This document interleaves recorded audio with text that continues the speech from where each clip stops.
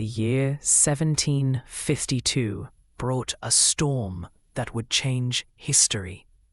Benjamin Franklin prepared his silk kite for an impossible experiment. He looked into the dark clouds with a mind seeking hidden truths. Accompanied by his son, he released the frame into the howling wind. A sudden strike of lightning tore a shimmering hole through the air. The hemp string glowed white as he reached out with a heavy brass key. A floating orb of iridescent energy jumped from the key into the air. Inside the rift, a grainy image appeared of a silver boot on the moon. His face was bathed in blue light as curiosity turned into pure wonder. Quickly captured the glowing energy inside a modified glass vessel. Back in his workshop, he adjusted the lenses to study the trapped light. The children watched from the shadows as the glass jar began to pulse. A holographic image projected a world covered in a glowing web of light. "It is more than just power," he whispered. "It is a world connected." A metallic device caused the tools to fly across the candlelit room. He blew a cloud of soot to blind the intruders and ran for the exit. They reached the clock tower and began hammering rods into the wood.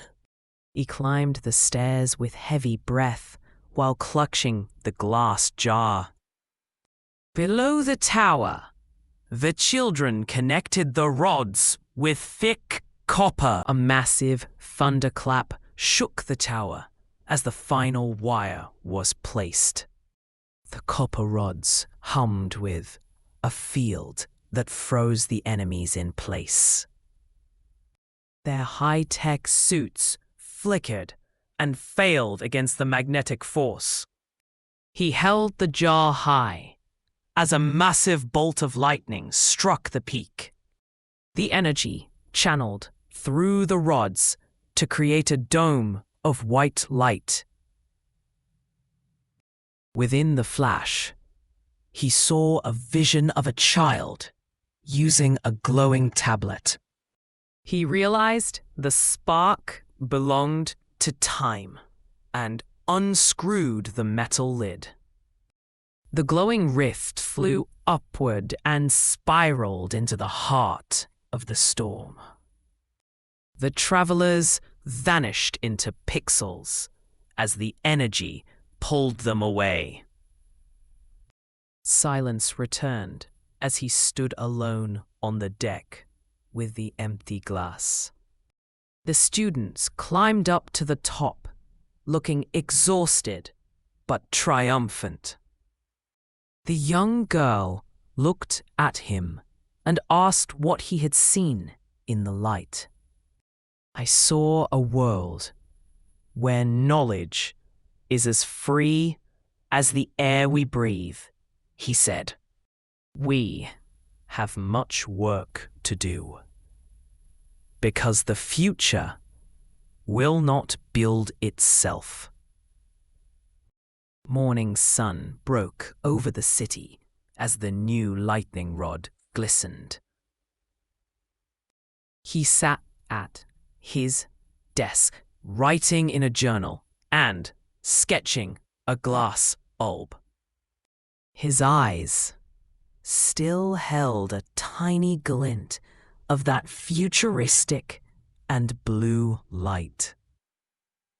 He looked at the small kite on the wall and gave a knowing wink. The camera rose high above the skyline of the 18th century. Colonial buildings blurred and transformed into glass skyscrapers. The invisible webs of light now shine exactly as he saw them that night.